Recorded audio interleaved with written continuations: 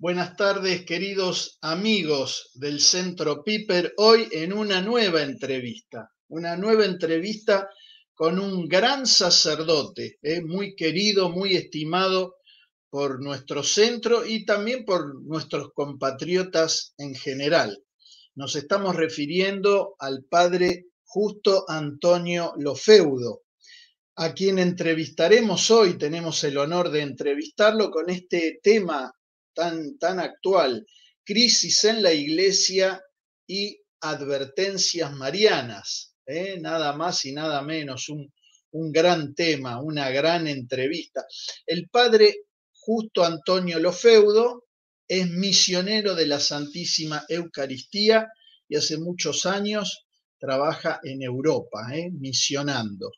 Y realmente para nosotros es un honor, una gran alegría tenerlo, Padre Justo. Buenas tardes y gracias por recibirnos hoy, ¿eh? No, al revés, gracias por invitarme. Es un honor tenerlo por acá, Padre. Es mutuo. Además lo recordamos, le decía recién al Padre, cuando estando por nuestra ciudad, allá por los principios de los 90, por ahí, en Mar del Plata, pudimos conocerlo personalmente. Así que es una gran alegría presentando un libro, y después vamos a hablar también de un nuevo libro del Padre Justo al final de la entrevista. Padre, para romper el hielo, para romper el hielo. Eh, que tenemos que hacerle una pregunta, porque hay opiniones diversas sobre la iglesia, ¿no? Y el título de esta entrevista que queríamos ponerle era Crisis en la iglesia y advertencias marianas, así que vamos por la primera parte. Muchos cristianos todavía sostienen que estamos en una primavera donde todo va bien, vamos creciendo, vamos cada vez mejor. Algunos exageran un poco y otros pensamos más bien que la iglesia ha entrado como en una especie de glaciación, en una era glaciar, donde más que una primavera hay un invierno frío. Nos da esa sensación.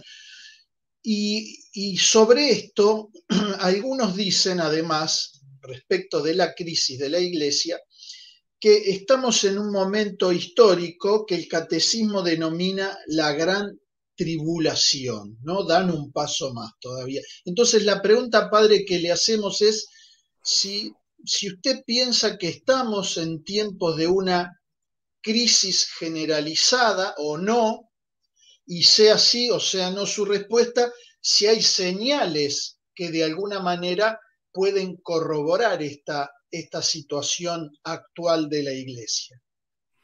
Bueno, entre los que anuncian o han pensado, piensan o opinaban que la iglesia entró en un invierno, fue el propio el Papa Pablo VI que lo dijo, ¿no? Dijo, pensábamos que íbamos hacia una primavera y todo lo que entró es todo lo contrario, ¿no? Él mismo, casi al final de su vida, si no recuerdo mal, fue en el año 78.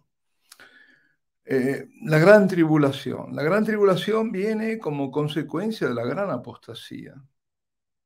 Y a su vez, este es signo, claro, de fin de los tiempos, antes del juicio de las naciones, antes de la venida del Señor, del cual puede estar en el tiempo muy apartado, pues son como hitos, pero no sabemos el espacio de tiempo que hay.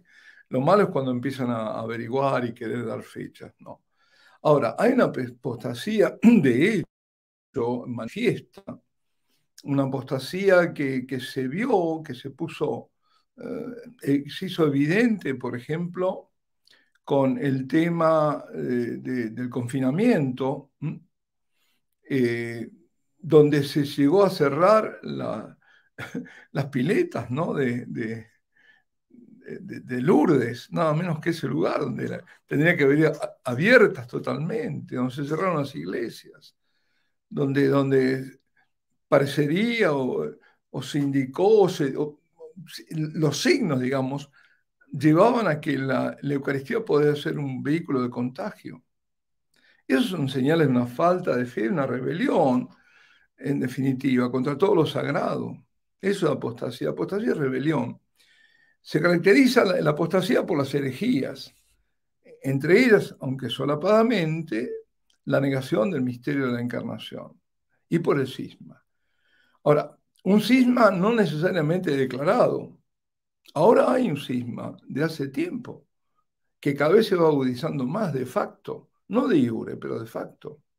Ahora, estos son signos del final de los tiempos, son signos escatológicos, como lo es el enfriamiento de la caridad, como es la conversión o iluminación de los judíos también.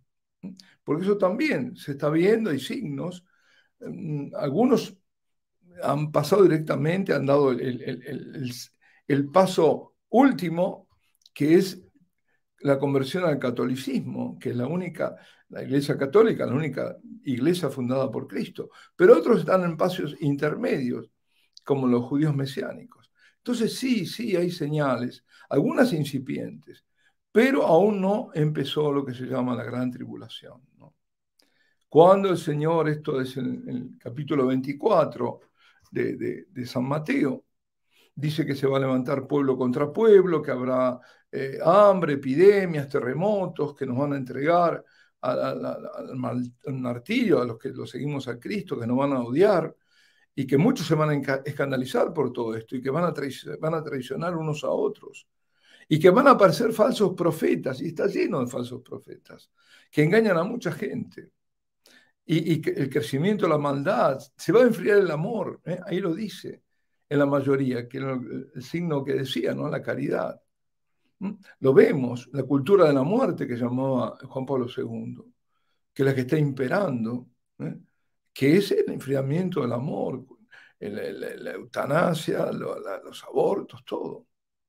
Y dice también, se va a anunciar el evangelio del reino en todo el mundo. Bueno, me pueden decir que hay, yo no sé, 1.000 millones de personas que no han llegado al evangelio, no lo sé.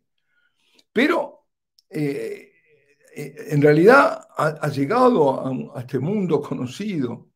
Yo recuerdo siempre, a propósito de esto, el funeral del Papa Juan Pablo II en Roma. Yo estaba ahí, entre tantísima gente, por supuesto, ¿no? Y se veía en pantallas ahí en el Sagrato, en donde estaban los cardenales, y todavía soplaba un viento fenomenal. En otros lugares no, pero ahí soplaba un gran viento. Y quizás se recuerden que sobre el ataúd estaban los evangelios, e iban pasando las hojas hasta que al final se cerró. Y a mí me pareció que fue un signo, eso, como diciendo, bueno, aquí terminó, hasta aquí llegamos. Es decir, ya lo que tenía que decirse se dijo. Después el Señor, otra de las cosas que da en ese capítulo 24 de San Mateo, habla de aquello que ya había anunciado el profeta Daniel, la abominación de la desolación en lugar santo. Y ahora nos damos cuenta que la abominación de la desolación se refiere a la Eucaristía. La Eucaristía, es decir, poner un ídolo en la iglesia, por ejemplo, es la abominación de la desolación. Y entonces ahí dice, atención, porque al final, ya lo veremos, ¿no? Lo que persigue Satanás primero es quitar a Dios de la escena de los hombres y promover el ateísmo, pero el ateísmo no es el punto final del plan diabólico. El punto final es que Él quiere ser adorado, ponerse en lugar de Dios. Y dice ahí también, Señor, habrá una gran tribulación como jamás ha sucedido desde el principio del mundo hasta hoy, no volverá a haber.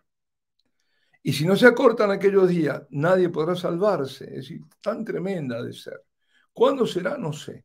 Pero que hay, digamos, indicios, ya sí.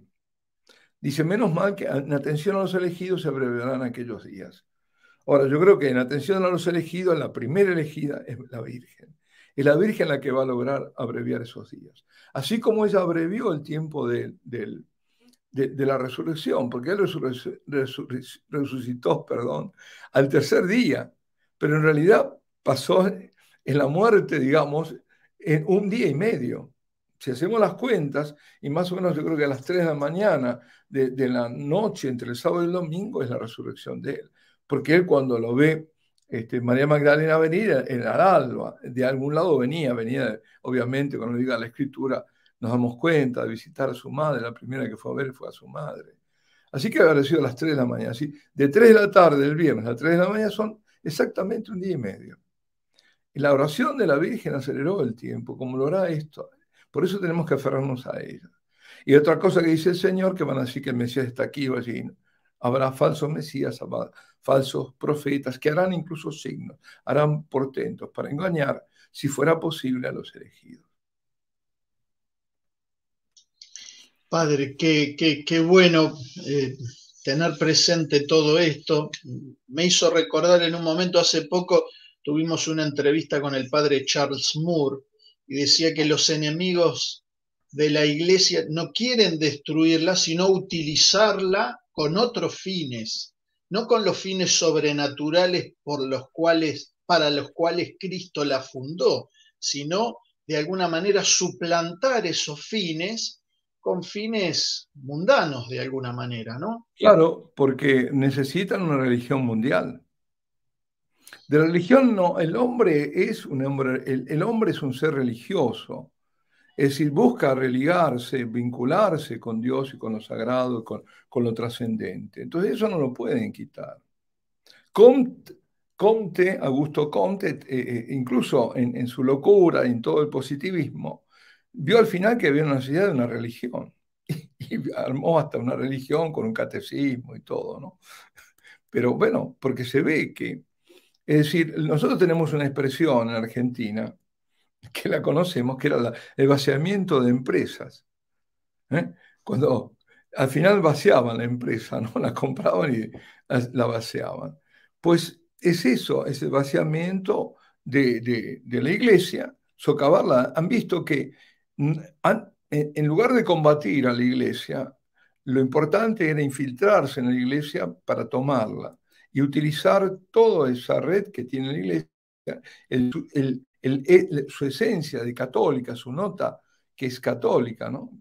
Es decir, pero le quitan todo lo demás. Es decir, se quedan con lo católico, con lo universal, pero no es una, porque la dividen, no es santa, no es apostólica, no tiene nada que ver con los apóstoles. Es lo que llamaba el cardenal Wojtyła la antiiglesia. La iglesia y la antiiglesia. Exacto. De mi recuerdo, uno de los discursos de los primeros años también del Papa Juan Pablo II habló de la anti-iglesia y de la anti-evangelización también, ¿no? De la anti-evangelización. Padre, ¿es posible que a causa de todo esto que usted mencionó, de esta apostasía, digamos, que parece más o menos generalizada, es posible que Dios nos castigue? Le pregunto antes de dejarlo contestar, le pregunto porque algunos cristianos defienden la postura de que no castiga a Dios y otros afirman lo contrario, incluso algunos blogs, algunos portales de renombre, algunos blogueros han entrado en disputas sobre esto. Entonces, primero, quizá la primera pregunta sería, ¿Dios castiga o no castiga? Y la segunda pregunta es si a causa de esta gran apostasía que estamos viviendo, de la cual usted señaló tan claramente estas señales que parecen indicar que esto es así, eh, bueno, preguntarle si Dios puede castigarnos, si es posible que veamos o que ya estemos viendo una gran purificación en nuestros días de parte de Dios. Bueno, Dios castiga, claro que sí. Como decía San Luis María Guiñón de Montfort, castiga en el tiempo para salvar en la eternidad. Pero que es evidente, si no, yo me pregunto, ¿no es acaso la muerte un castigo? ¿El castigo al hombre por haberse apartado de su creador? La muerte es castigo. La redención de ese castigo, porque Dios castiga, pero viene a salvarlo después.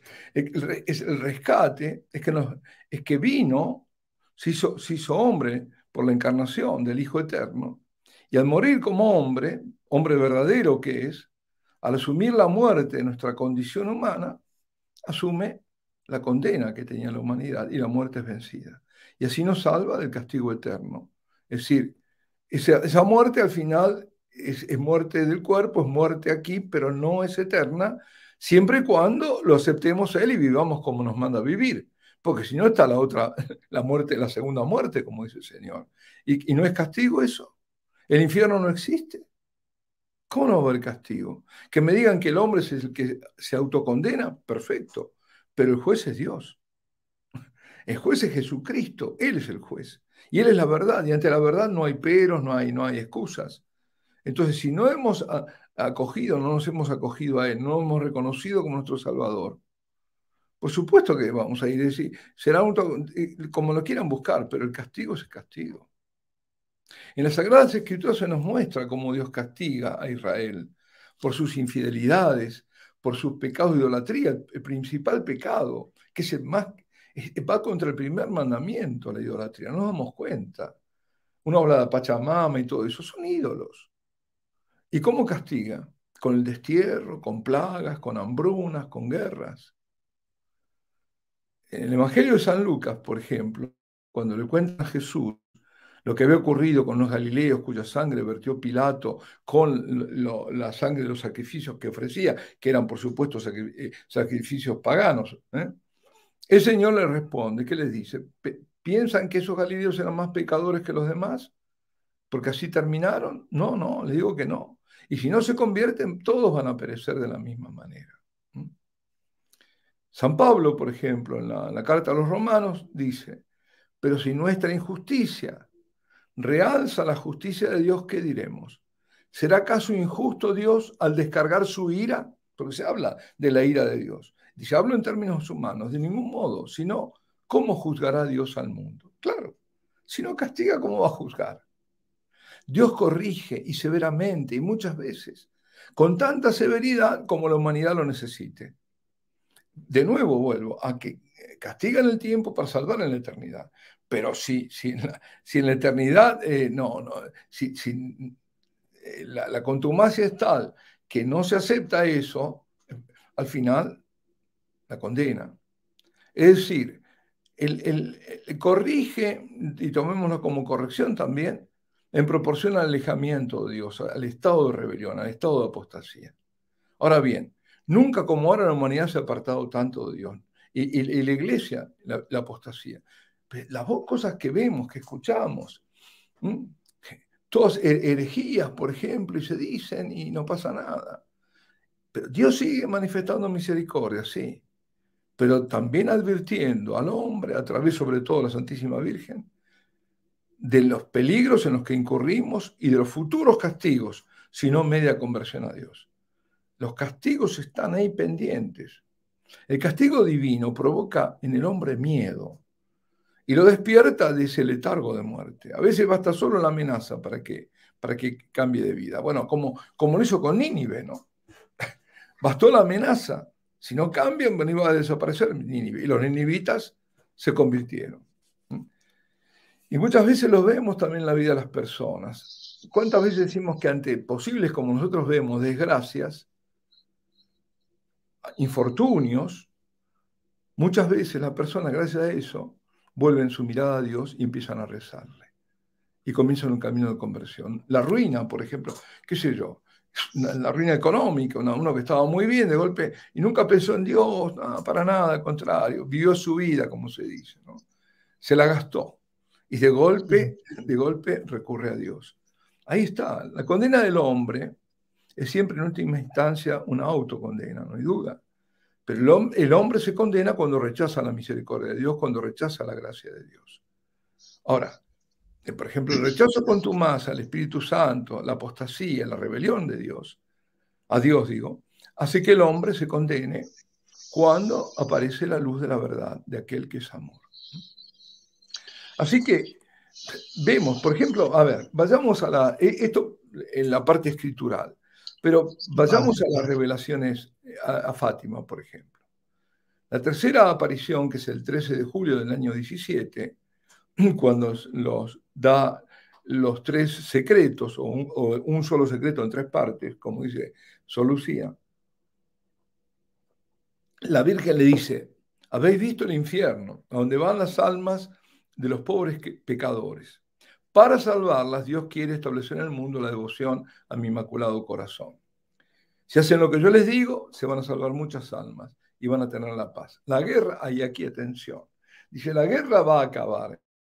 Está hablando de la Primera Guerra Mundial, la Gran Guerra. Estamos en el 17.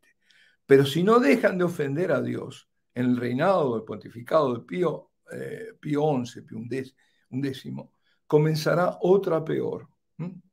Y le da la señal, etcétera, etcétera. Cuando veas esa señal, la señal es que Dios va a castigar al mundo de sus crímenes. ¿Y cómo lo va a hacer? Por medio de la guerra, del hambre, las persecuciones a la iglesia, al Santo Padre. Para impedirla, porque Dios no viene, nos da todas las instancias, nos avisa, mira mira que te va a pasar esto, mira que te voy a castigar, y te voy a castigar. Si yo no te castigo, tú te destruyes.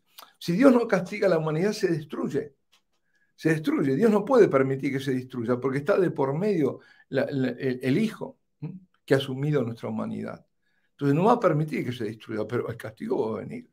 Porque si no, nos matamos todos. Entonces, para impedirla, la Virgen dice que va a venir a pedir la consagración de Rusia a su Inmaculado Corazón y la comunión reparadora los primeros sábados, porque las dos cosas van juntas. Consagración de Rusia al Inmaculado Corazón y la reparación. En los primeros sábados al Corazón Inmaculado. Bueno, y dice que se convertirá a Rusia si se hace todo lo que dicen, ¿no? Y no se hizo. Y si no, va a venir lo que Rusia va a ser como el látigo de Dios, ¿no? Así que al final, aunque todo esto pueda ocurrir, el corazón inmaculado de la Virgen triunfará, ya lo dijo, ¿no? Porque llegará el momento en que el Papa consagrará a Rusia, que todavía no se ha hecho, y que se convertirá y será concedido al mundo un tiempo de paz. No se hizo porque, bueno, eso es harina de otro costal, pero no fue de acuerdo a las condiciones. Fue Rusia, Ucrania, fue una oración, no fue una consagración, un montón de cosas más metidas, en fin. No se hizo con todos los obispos, no se los llamó, se les comunicó, pero no se los llamó. En fin, hubo un montón de no condiciones, espero que no esté funcionando el teléfono, que no se dieron. Entonces no se puede hablar de verdaderamente de consagración de Rusia. Pues en esta estamos. Así es. Padre, me da el pie para hacerle una pregunta respecto a las revelaciones privadas, ¿no? Sí. Primero, pedirle que aclare qué valor tiene para un creyente una revelación privada, como la de Fátima, por ejemplo, Sí. pero también pedirle si pudiera señalarnos qué nos ha advertido el cielo en revelaciones privadas, la Santísima Virgen especialmente, respecto de la crisis de nuestro tiempo, si es que lo ha advertido, porque vio que algunos dicen, no, Fátima ya pasó, todo lo que dijo Fátima está cerrado. Sin embargo, cuando vimos peregrinar al Papa Benedicto XVI a Fátima, el Papa Benedicto XVI dijo que el mensaje de Fátima tenía todavía mucho para decir a nuestro tiempo. Padre, usted nos puede ayudar a comprender esto. ¿Qué importancia tienen estas revelaciones privadas para el creyente y qué nos han advertido? ¿Qué nos han advertido estos mensajes del cielo respecto de la crisis de nuestro tiempo? Bueno, voy a tratar. Ante todo, el Santo Padre fue en el 2010. Fue interesante, pues fue en el 2010, fue el año del sacerdocio. Y él fue de una forma inesperada a Fátima. No estaba previsto. Y fue para el 13 de mayo, si no recuerdo mal. Sí, fue el 13 de mayo del 2010. Y ahí hizo algo también, un gesto importante, que quizá pasó inadvertido. Él nos consagró a los sacerdotes allá en la capeliña, ante la Santísima, digamos, la imagen de la Santísima Virgen, donde ella apareció en la primera vez. Y lo hizo cuando esa consagración después venía en junio. Ella sí estaba programada.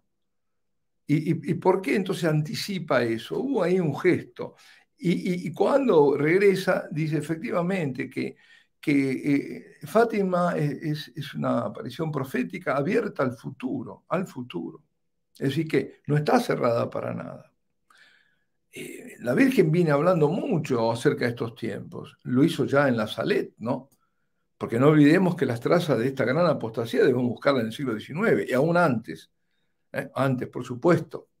Pero la intensificación con la secuela del iluminismo, que ya venía de antes, con el positivismo de Comte, que había comentado antes yo, con el racionalismo, todo eso que desemboca después en el modernismo, ¿no?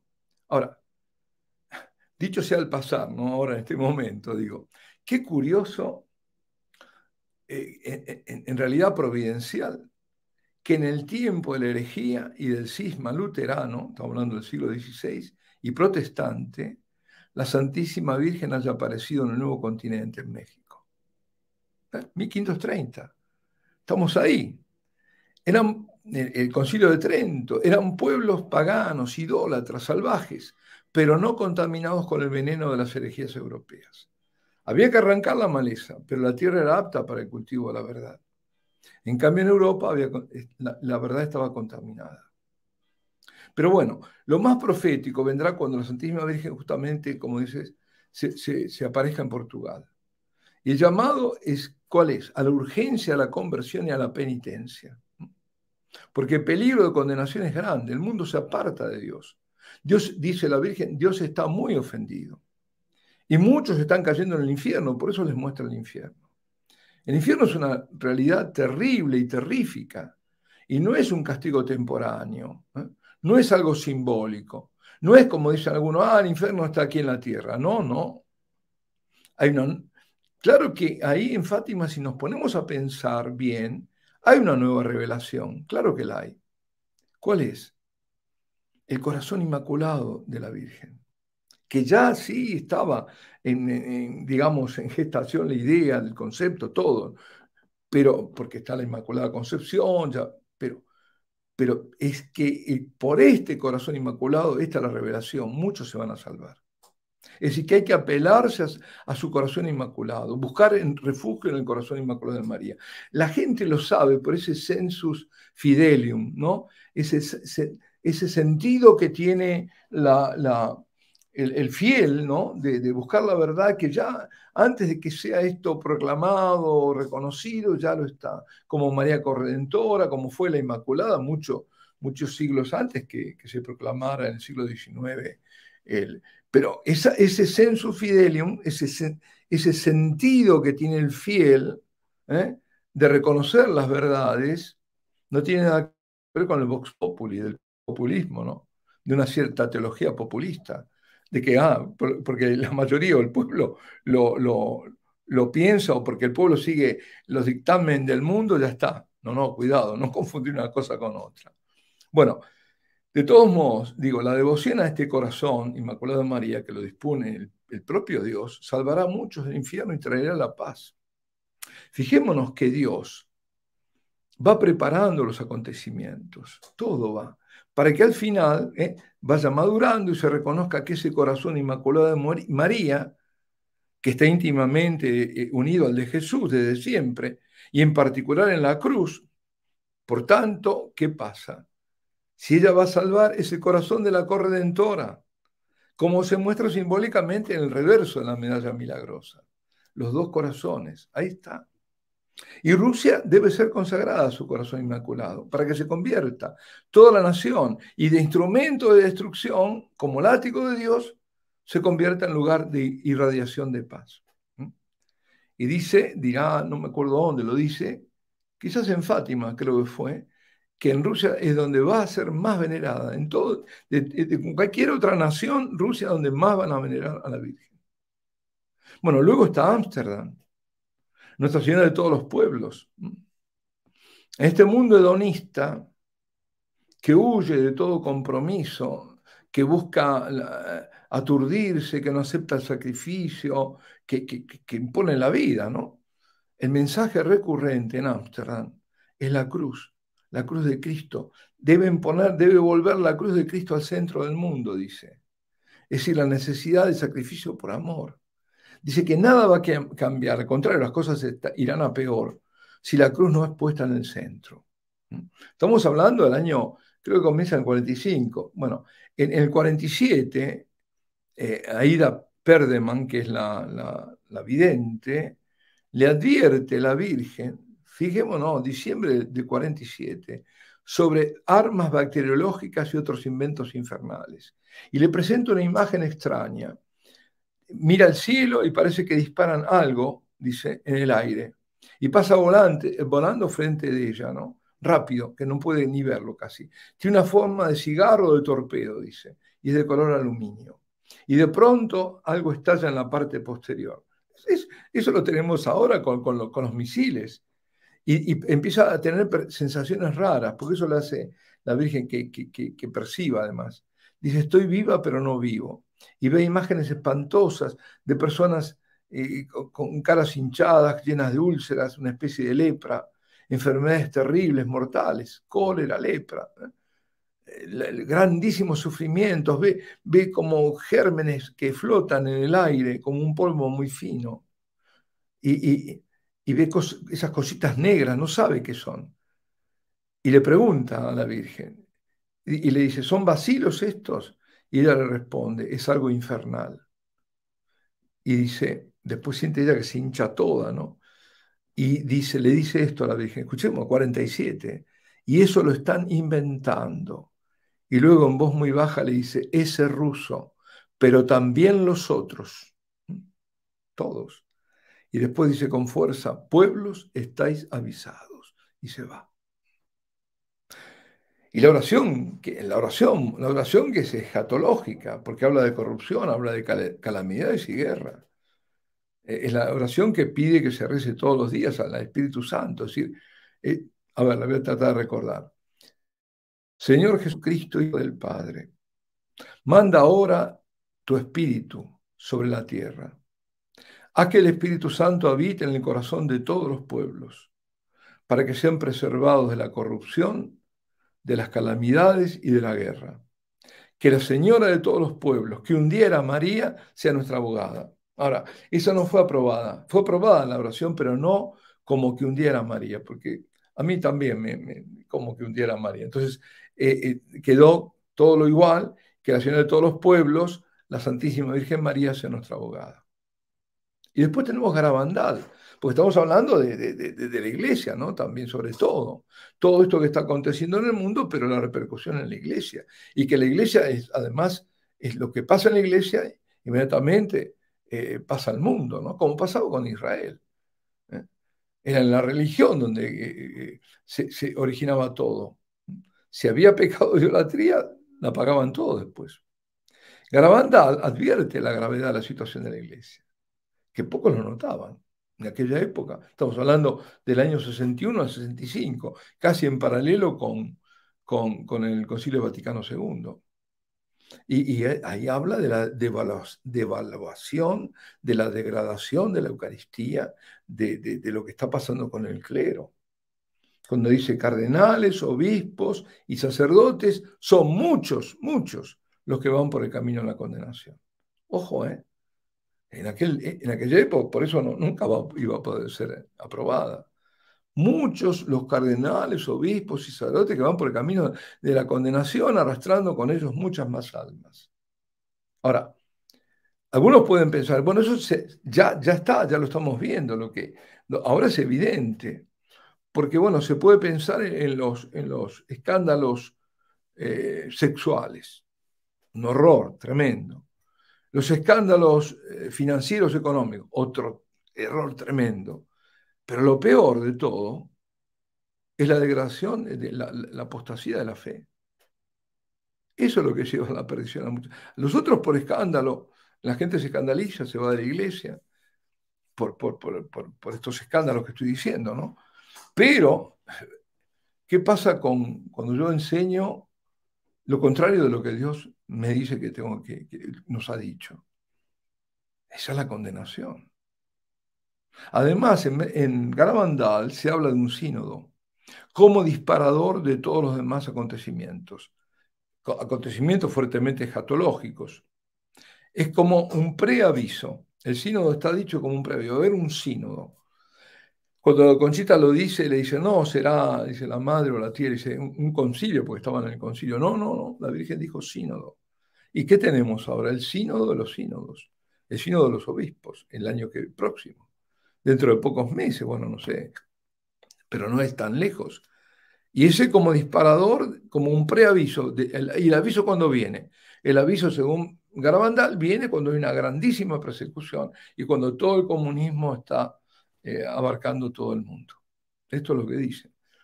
Me estoy yendo un poco por profecías, pero bueno, creo que No, sí. muy bien, padre, porque estas verdades, estas advertencias del cielo, muchas veces, por alguna extraña razón, en algunos ámbitos de la iglesia, son olvidadas y hasta a veces deliberadamente ocultadas, ¿no? Y Sí, la verdad es que nos viene muy bien recordar esto, es impresionante, es estremecedor este detalle de que la Virgen le dijo que era un sínodo, ¿no? Algo para pensar sí, sí, serenamente, sí. cristianamente, con esperanza cristiana, pero también con un realismo cristiano que hoy no nos puede pasar desapercibido. Es que yo lo veo demasiada coincidencia y lo dijo, no estoy inventando nada, son hechos objetivos, ¿no? Pues eso fue dicho. Después tenemos Tres Fontanes, creo que Tres Fontanes no es conocida. La Virgen aparece ahí como Virgen de la Revelación. ¿Revelación qué es? El Apocalipsis. ¿Mm? El Apocalipsis como revelación. En el año 47. A un señor, Bruno Cornacchiola, ya un hombre grande, que había sido anarco-marxista, anarquista marxista, peleó en la guerra civil, pero para el bando republicano, y se había convertido al protestantismo, a una secta protestante.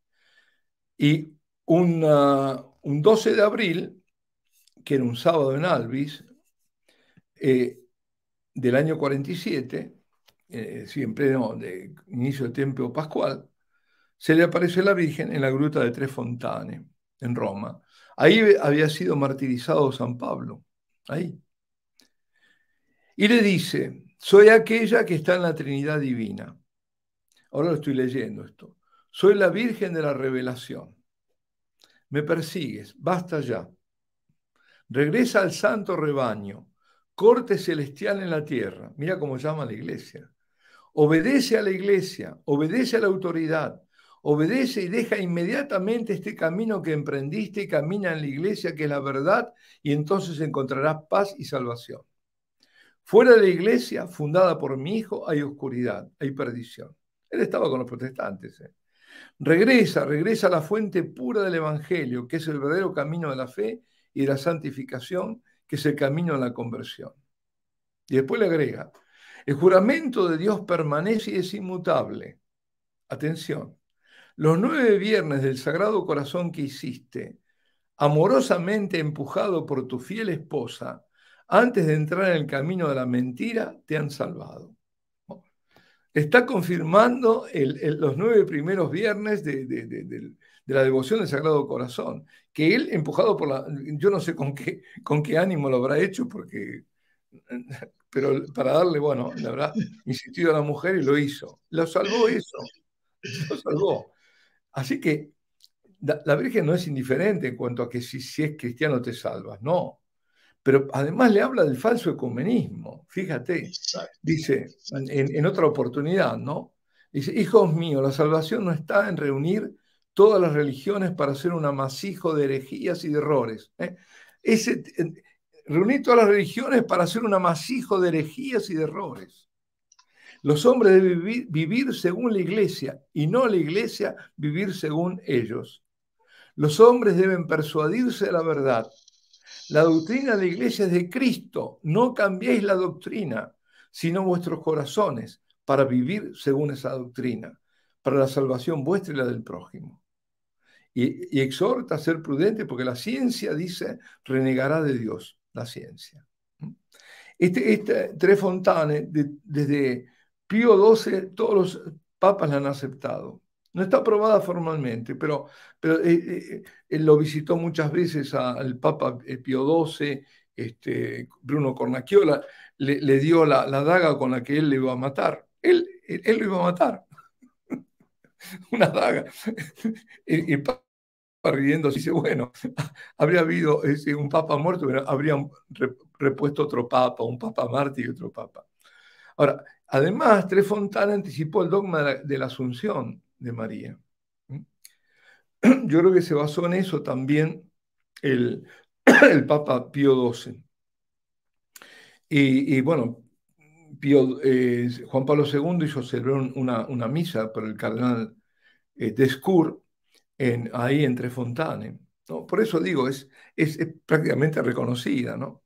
Varias veces lo recibió el Papa Pío XII a Cornacchiola. También Juan Pablo II. También Juan XXIII lo recibió. Y hubo una visión que vio un talar, un hábito talar por el suelo y una cruz rota. Y entonces la Virgen le dice, después le explica, los pastores del rebaño no cumplen con su deber. Demasiado mundo ha entrado en sus almas como para escandalizar al rebaño y desviarlo del camino. Antes de que Rusia se convierta y abandone el camino del ateísmo, se desatará una tremenda y grave persecución. Reza, se puede detenerla. Alejado de las cosas falsas del mundo, de los espectáculos vanos, de la prensa obscena. Satanás está suelto por un periodo de tiempo y encenderá el fuego de protesta entre los hombres. Hijos, sed fuertes, resistid al asalto infernal. Toda la iglesia sufrirá una tremenda prueba para limpiar la carnalidad que se ha infiltrado en sus ministros. Sacerdotes y fieles serán expuestos a un peligroso cambio en el que el mundo a la perdición se lanzará al asalto a través de todo tipo de medios, falsas ideologías, falsas teologías. Después dice otra cosa, desde el oriente un pueblo fuerte, pero lejos de Dios, lanzará un tremendo ataque y romperá las cosas más santas y sagradas. El mundo entrará en otra guerra, más despiadada que las anteriores. Mayormente será golpeada la roca eterna, es decir, Roma.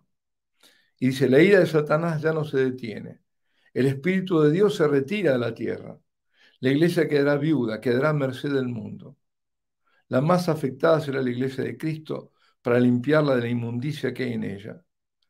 Los sacerdotes serán aplastados y asesinados. Y aquí, dice la explicación de la cruz rota junto a la sotana del desvestirse exterior sacerdotal.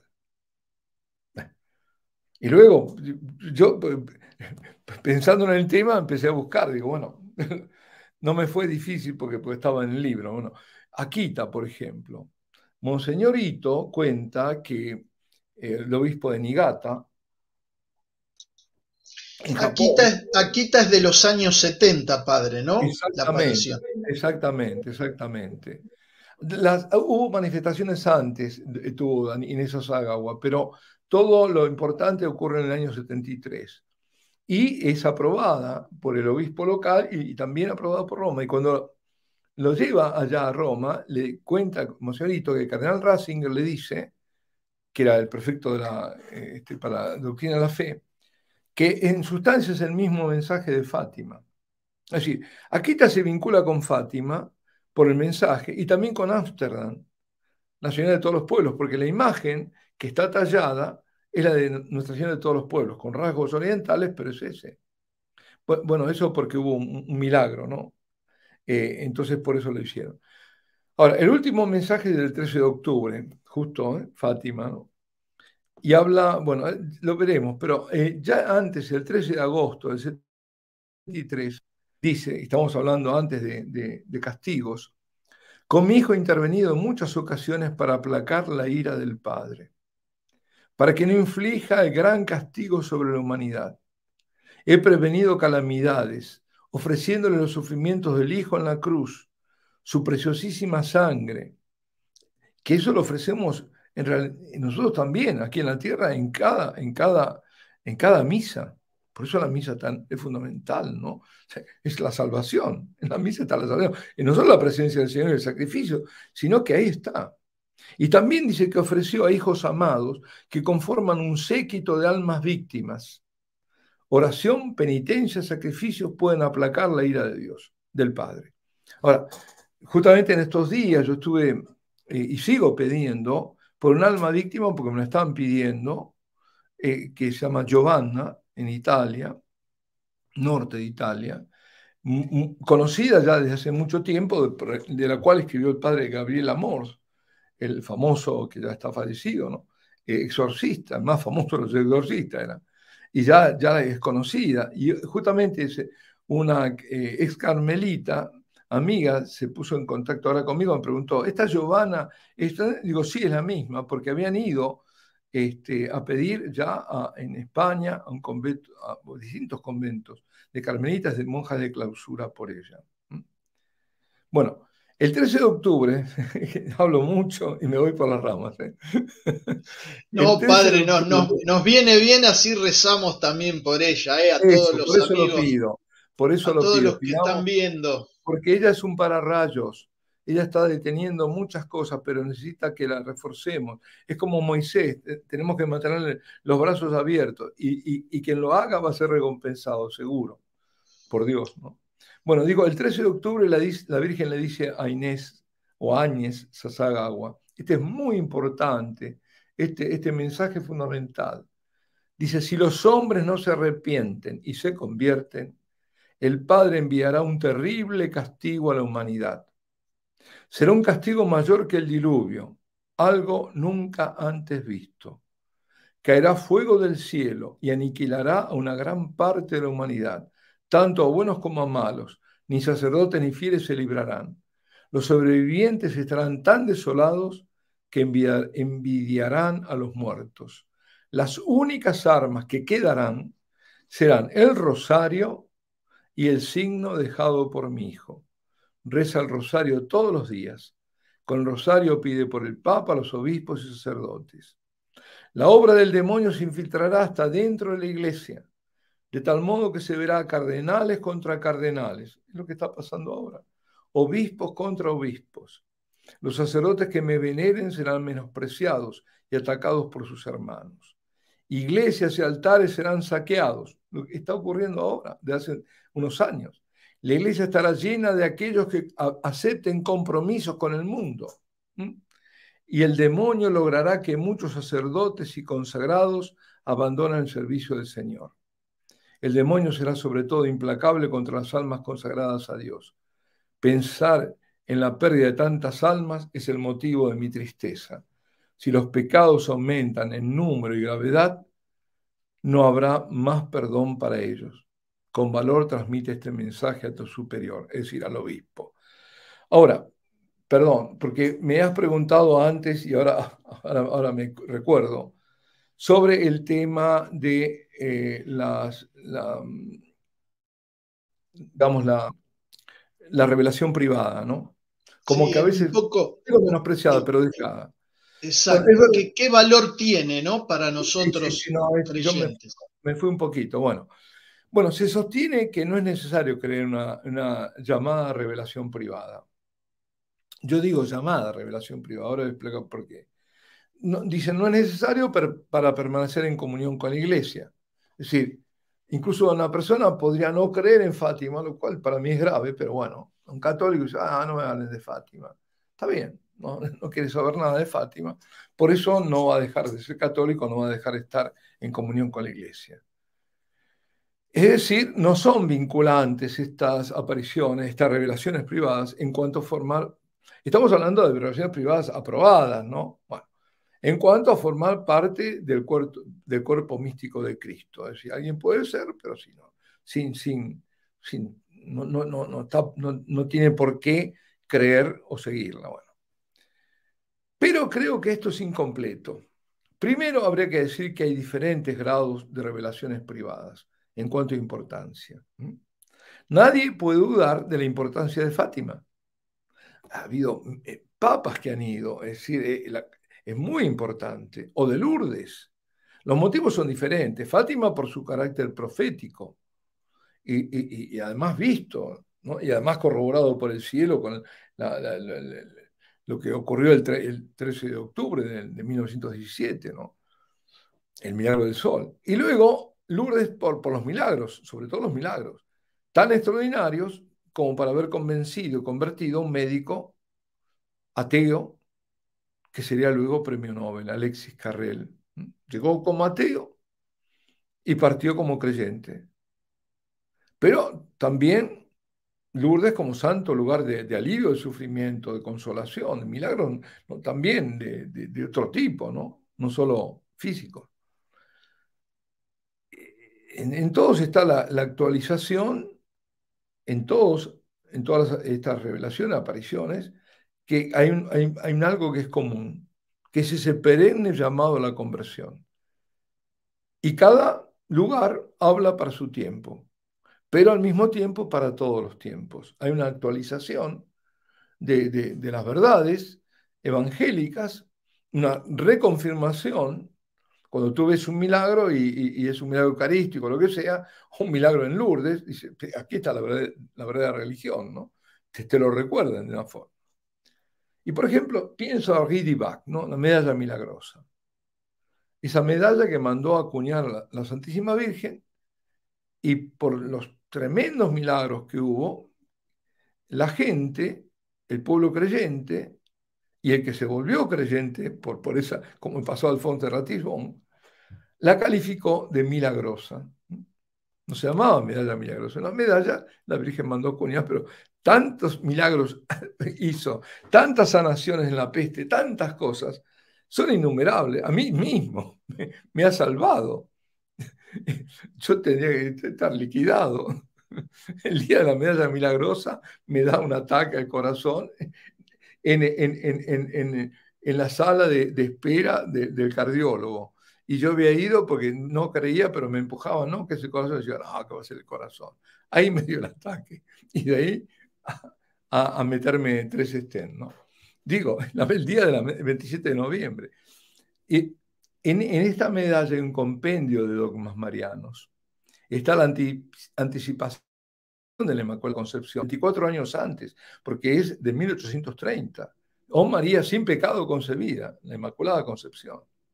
Y también la medianera o mediadora de todas las gracias, donde se ve que de los manos de la Virgen salen las gracias. Son las gracias que vienen del corazón de Cristo y pasan en la cruz y pasan por el corazón de María y de ahí vienen. Y también de Corredentora, en el reverso, si lo miramos bien, ahí está María Corredentora. Bueno. Segundo, esta es la primera cosa que digo, ¿no? Para esas revelaciones que han sido confirmadas, por lo tanto, por evidencias así sorprendentes, llamativas, cabe aquello que cuando Dios habla, le debemos la obediencia de la fe. Y Dios nos está mostrando que está hablando. Por lo que digo, porque Lourdes no es poca cosa, Fátima no es poca, hay hechos fundamentales. Por tanto, habría que hacer otra clasificación. Esto fue sugerido.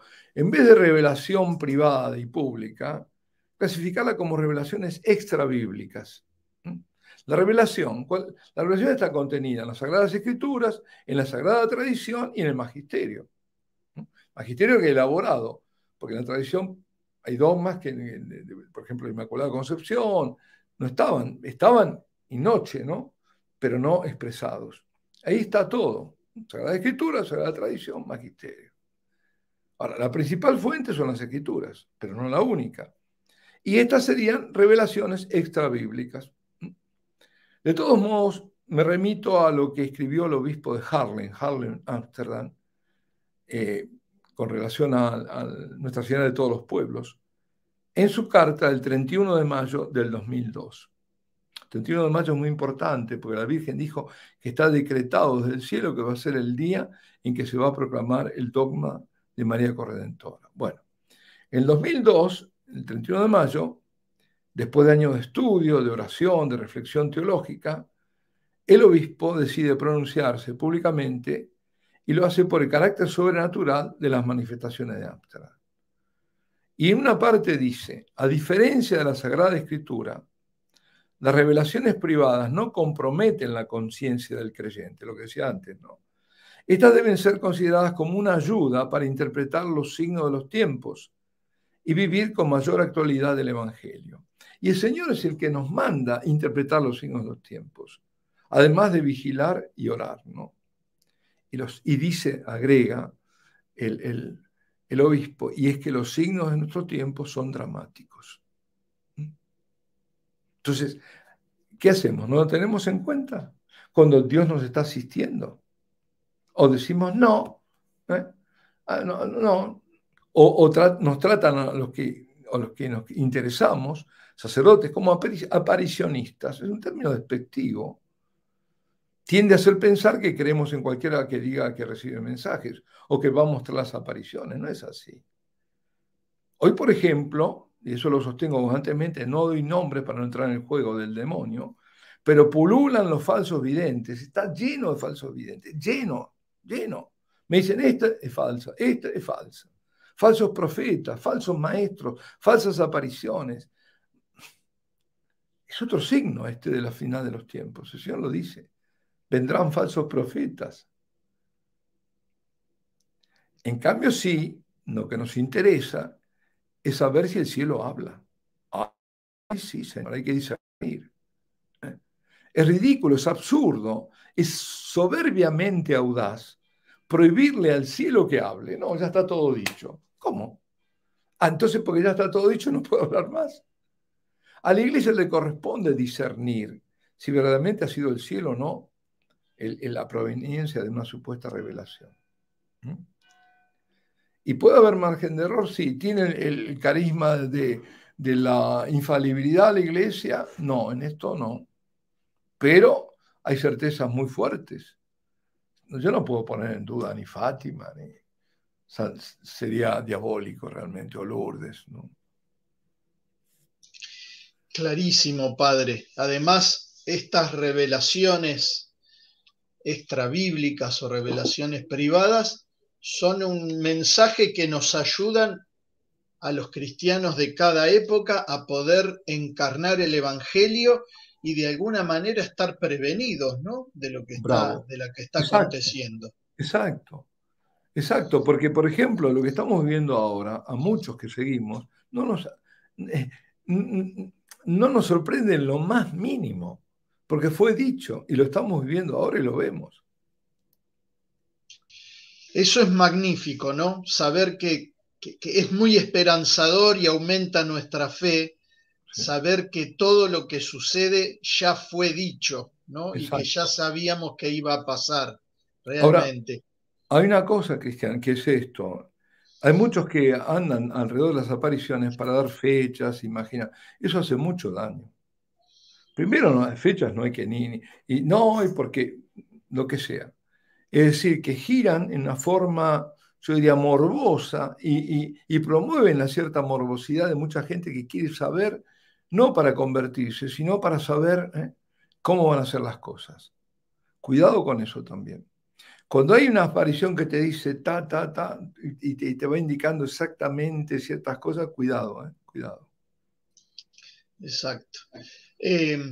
Padre, de alguna manera, ya lo dijo, pero le tengo que hacer la pregunta explícita, porque decíamos que muchas veces estas apariciones son ocultadas o premeditadamente ocultadas, pero le tenemos que preguntar, ¿estas apariciones contradicen en algo la revelación pública cristiana? Es decir, la Sagrada Escritura y la Sagrada Tradición en algún punto, o más bien están en la misma línea de la revelación pública.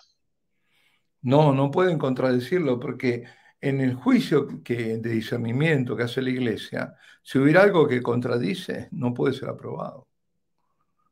Tiene que estar en la misma línea. Es decir, están explicitando de una forma, están actualizando, están diciendo algo que ya estaba. Exacto. Padre, el apóstol San Pablo en la segunda carta a los tesalonicenses habla de un catejón, usa esa palabra para designar el obstáculo que impide la manifestación plena del misterio de la iniquidad hasta que sea quitado de en medio, dice en el versículo 7, si no me equivoco, segunda Tesalonicenses 2, 7. Le preguntamos qué es, qué le parece a usted que es o quién es, si es que es una persona, este catejón profetizado por San Pablo y que, del cual mucho se habla, ¿no?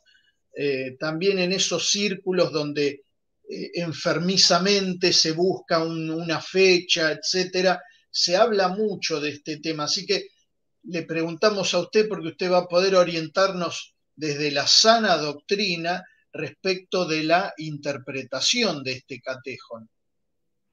Sí, es cierto que es un algo y un alguien, porque está en dos momentos mencionado y por la expresión gramatical griega, en un caso es algo y en otro caso es un alguien.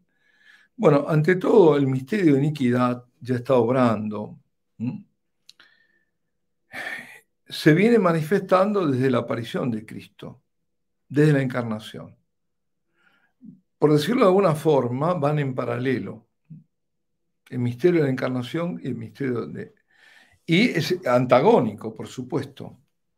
Y el culmen de este misterio de iniquidad es cuando se manifiesta el impío, como lo llama justamente en esa carta, la segunda carta a los tesalonicenses San Pablo.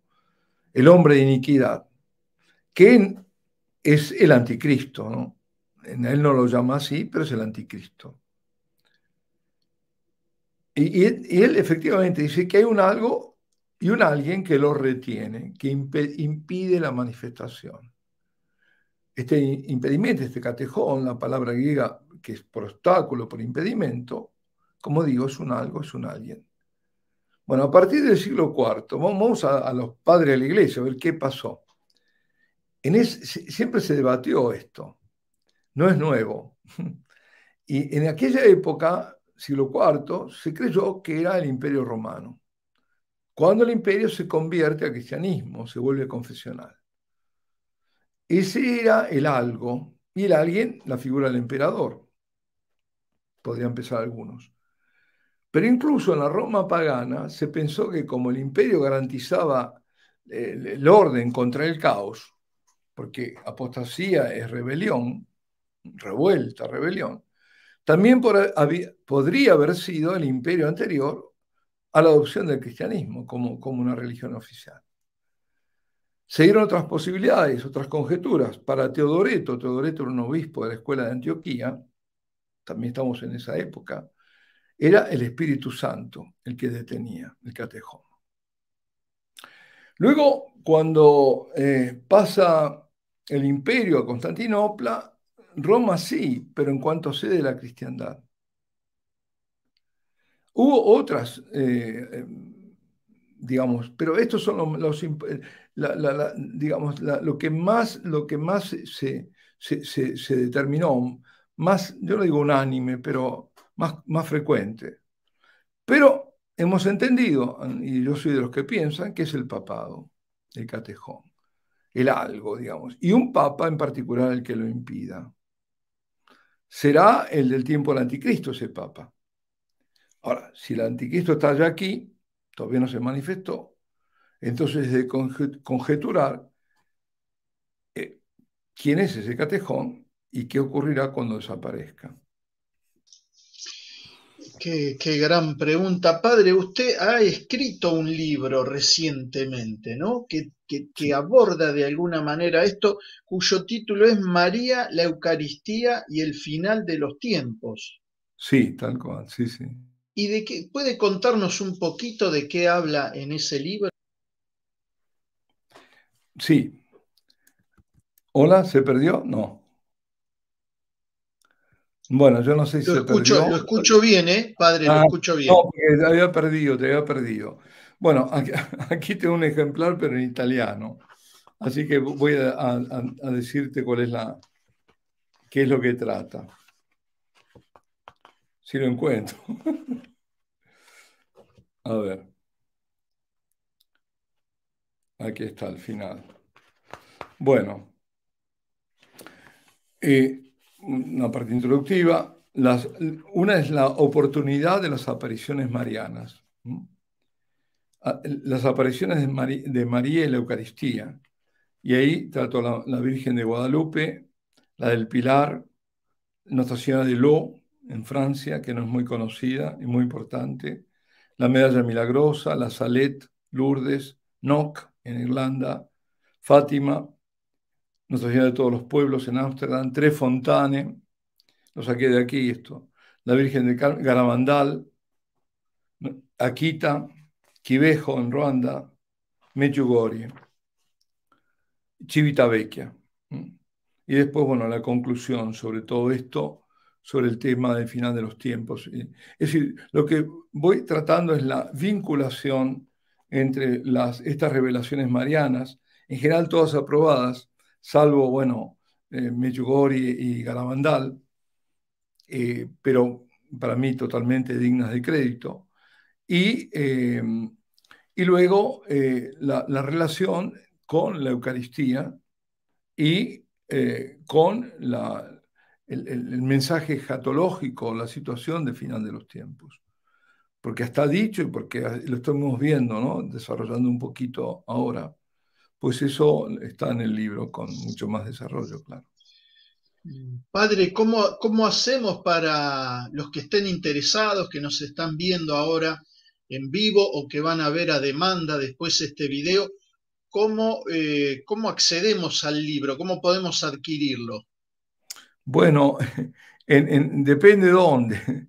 En España está publicado. Lo que pasa es que no tengo aquí ningún ejemplar para dar la dirección. En Barcelona.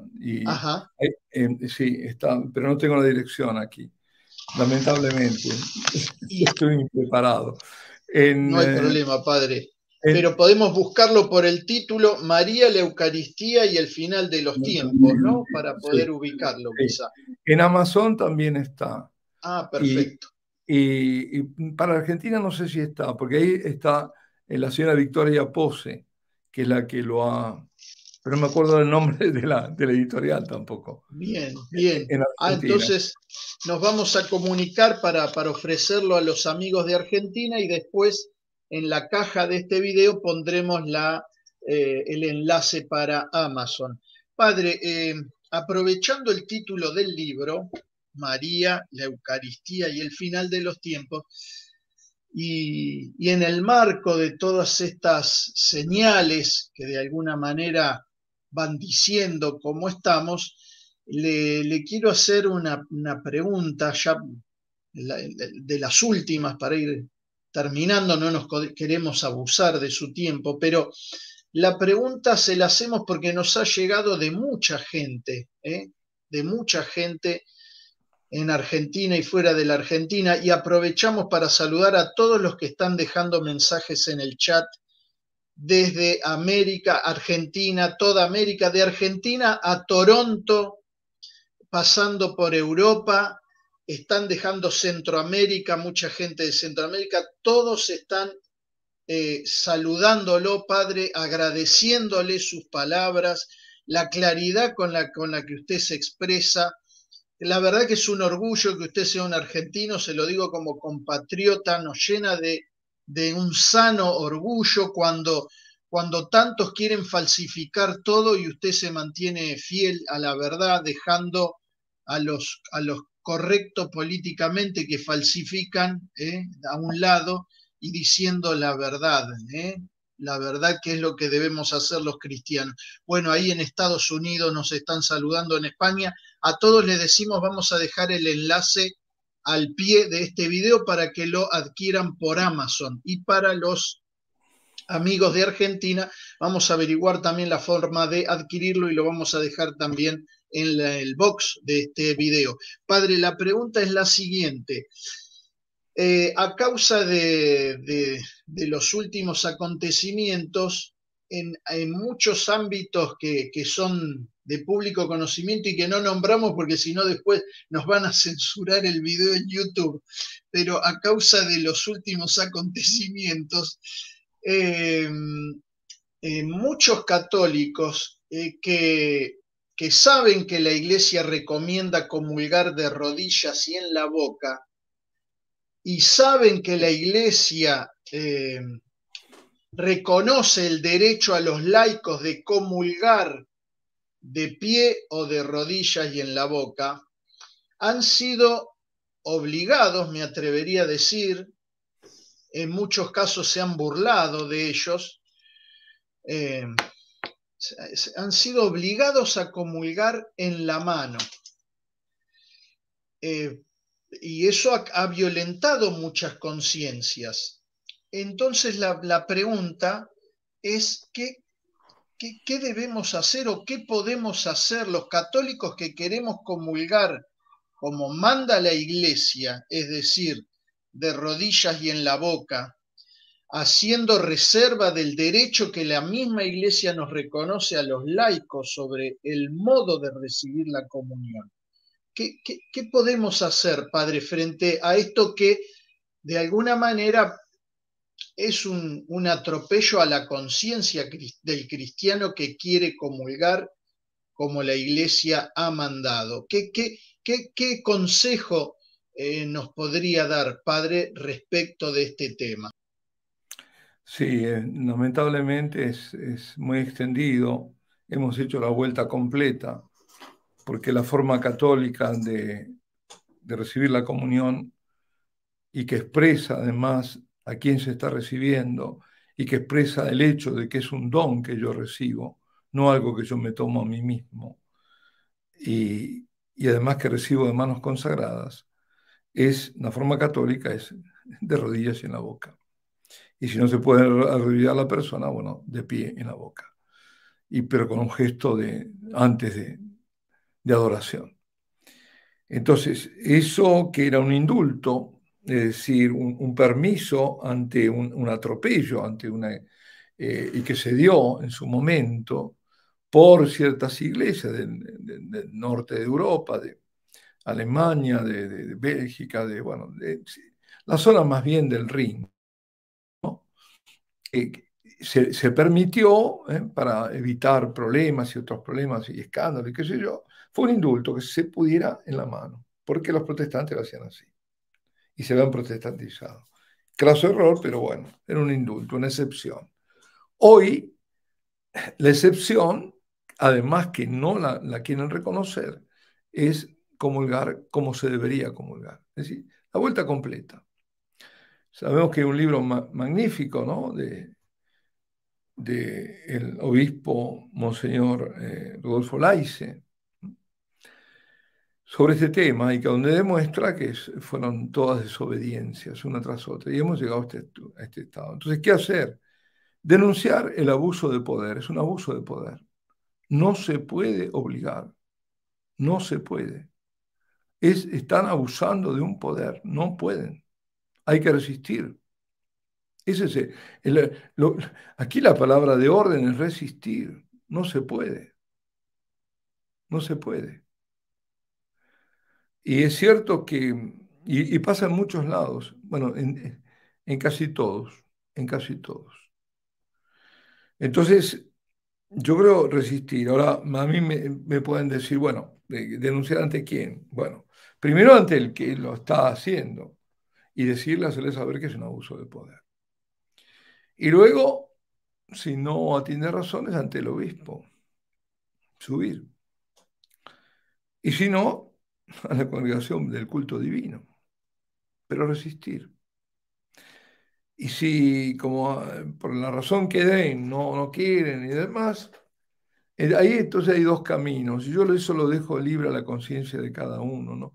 Ya la persona ha sido violada su conciencia, como para decir, bueno, tienes que elegir, a ver, o lo recibes en la mano o nada.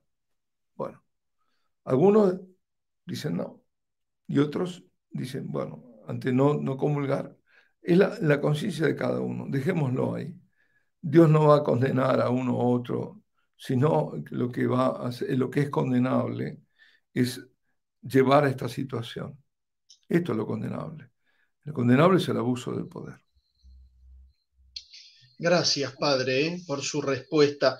Padre, una última pregunta le haría respecto de una de las misiones que usted tiene como sacerdote. Si le pudiéramos pedir en unos minutos que nos hable de las capillas de adoración perpetua a las que usted está muy dedicado desde hace muchos años. Explicarle a la gente que nos está viendo desde Argentina y desde todo el mundo, ahí siguen llegando mensajes desde Inglaterra, Manchester, Florida, España, desde otros países de Argentina, saludándolo, padre, agradeciéndole la Claro. claridad de sus palabras.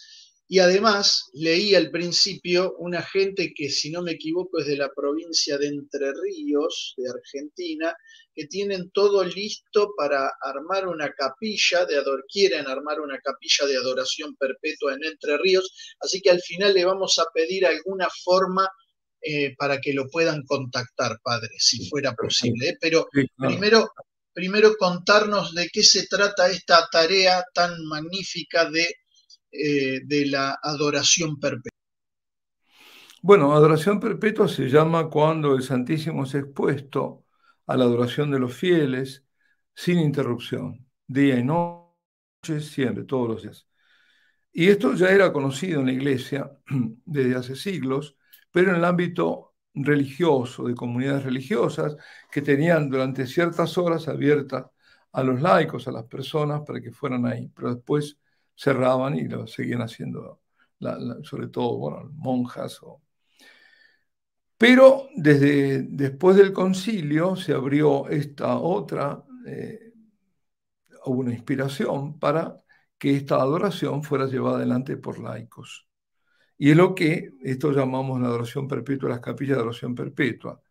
Son lugares que se escogen para que puede ser un proyecto parroquial, puede ser el párroco que lo decida, como puede ser un proyecto diocesano de la ciudad. Es el obispo el que determina, pongamos una capilla aquí para que sea para toda la... También el parroquial es para todos, porque está abierto a todos, pero quiero decir que quien impulsa, de dónde sale, puede ser o de un párroco o del obispado. Pero en general surge desde abajo. Son los fieles laicos los que quieren tener esto. Entonces, ¿cómo hacer? Me preguntan. Queremos, bueno, primero que no sea un proyecto de uno o dos, sino que varias personas se pongan de acuerdo para decir después al obispo o al vicario general, mire, querríamos tener la adoración, no somos uno o dos, somos 50, 100, no sé, pero querríamos hacerlo. Entonces, a ver, de interesarlos, o al párroco, un párroco determinado que se piense, pero además diciéndoles esto es importante para los sacerdotes, que esa adoración perpetua no va a implicar tareas adicionales, ninguna tarea adicional más que cambiar el Santísimo periódicamente, una vez al mes, ¿no? Nada más que eso, porque ¿cuál es el tema? El tema fundamental es que esta adoración perpetua, los laicos no solo son los adoradores, sino que también son aquellos que organizan la coordinación. La coordinación es un servicio funcional solamente, no hay superestructuras, sino que hay en estas, para montar la adoración perpetua, digamos, hay dos pilares. Un pilar son las predicaciones y los encuentros que se hacen, sobre todo el misionero que predica y recoge a través de esas predicaciones, sobre todo en las misas, ¿no? Las misas dominicales, se recogen las adhesiones que salen de las predicaciones y generalmente las predicaciones en la homilía del domingo. Para hacerlo esquemático, hay otras formas también. También se convoca a personas, a encuentros, que sea lunes, otros días, y donde también se puede hablar ya con más amplitud, ¿no? Con menos restricción de tiempo. Y se les invita, se distribuyen invitaciones de todo, bueno.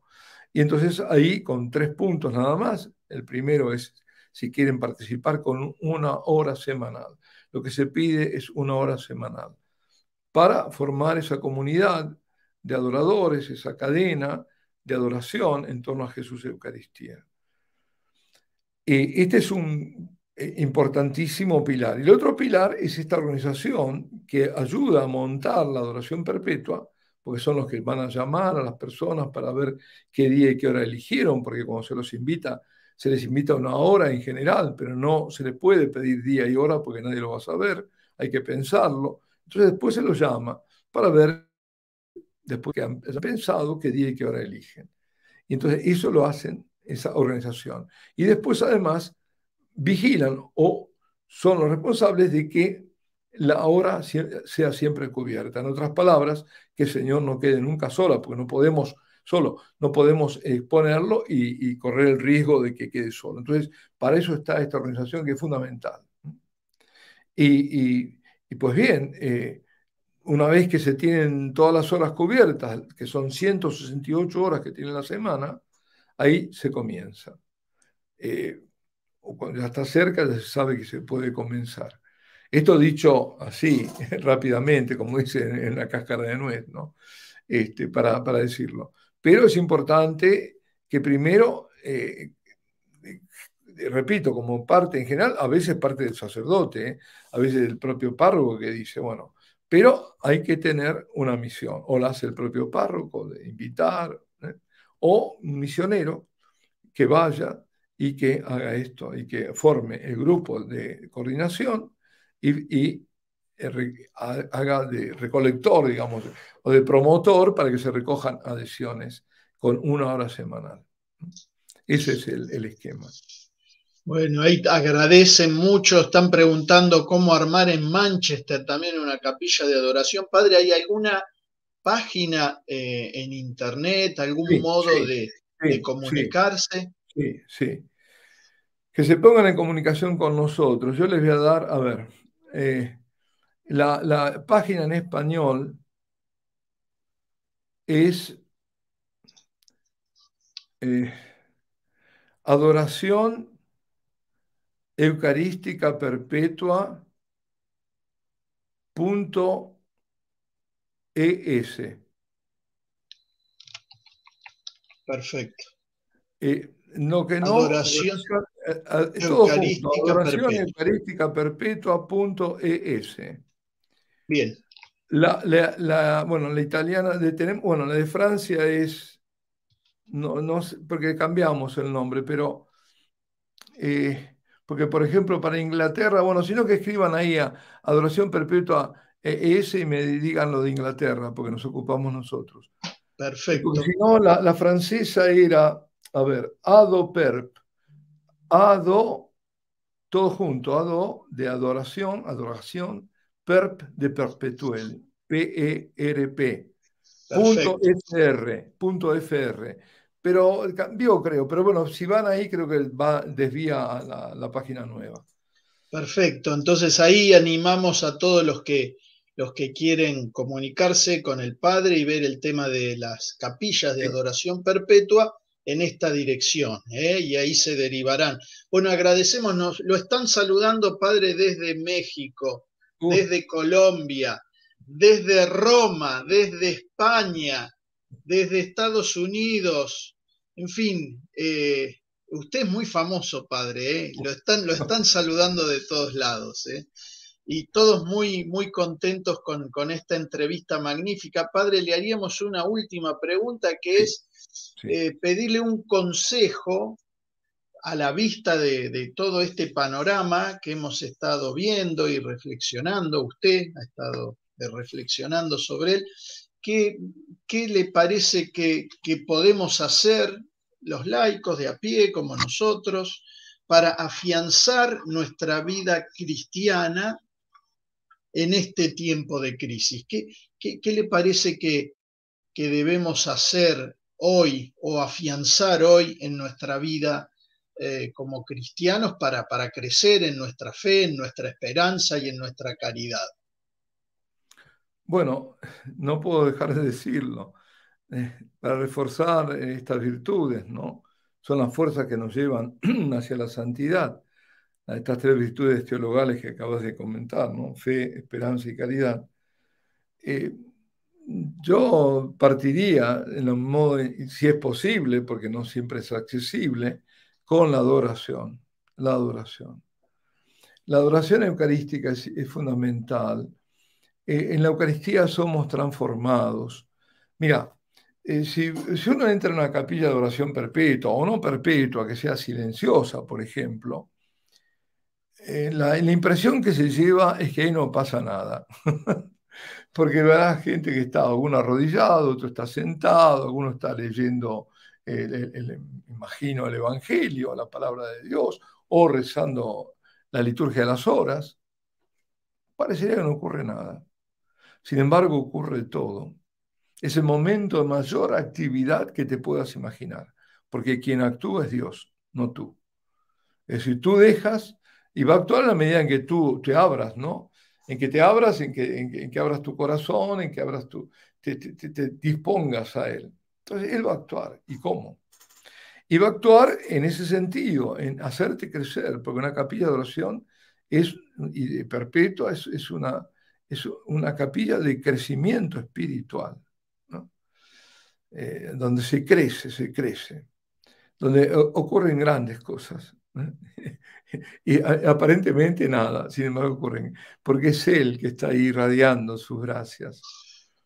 Y por supuesto intensificar la oración y sobre todo el rosario. Dios le dio un poder enorme al rosario. Un rosario meditado, aunque sea mínimamente meditado, aún mejor. Pero no solo intensificar no solo quiere decir más oración, aunque sí, si hago un rosario, hacer dos, es decir, dos misterios, tres o los cuatro, sino que la oración sea más profunda, que sea menos automática quizás. Igual siempre es válida, ¿eh? No, pero para avanzar, digo. Cuanto más avanzamos en este sentido, más tranquilos estaremos ante los acontecimientos. Por supuesto, también el ayuno, la penitencia. La Virgen pide siempre penitencia. La lectura de la Sagrada Escritura, que nos nutre. La palabra de Dios nutre. La palabra de Dios sana. Sobre todo el Evangelio, ¿no?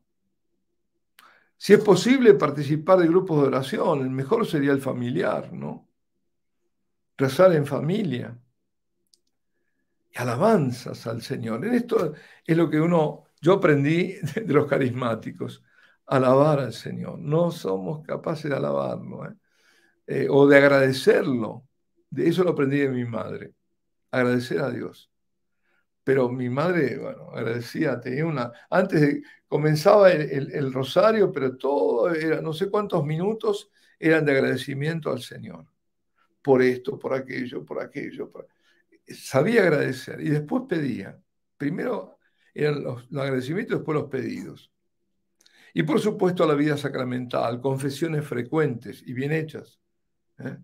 Y también Eucaristías frecuentes, no solo el domingo. Celebrada, me refiero, ¿no? Celebración.